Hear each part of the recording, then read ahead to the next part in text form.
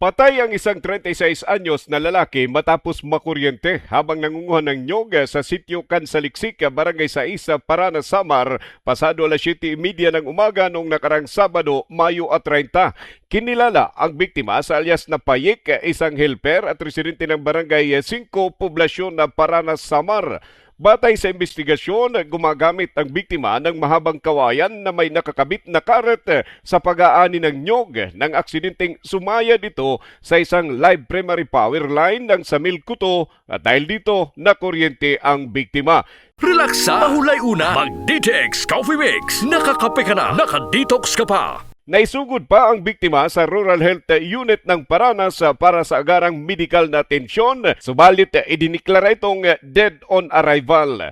Patuloy naman ang paalala ng mga otoridad sa publiko na mag-iingat sa pagsasagawa ng mga gawaing malapit sa mga linya ng kuryente upang maiwasan ang kaparihong insidente.